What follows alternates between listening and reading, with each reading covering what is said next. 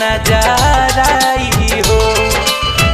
गौरी नंदन हवे जगबंदन, जग में इनके बड़ाई हो।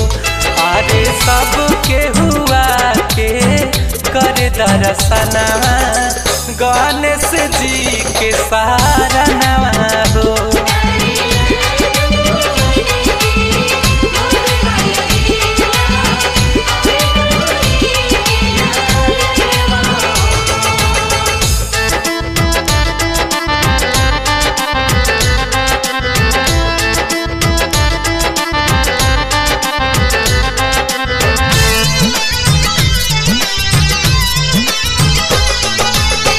दिन उहे हरता मंगल करता, गणपति राजा गजानन जी।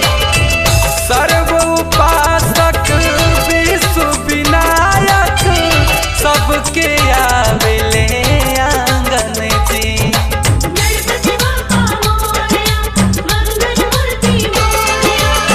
दिन उहे हरता मंगल करता, गणपति राजा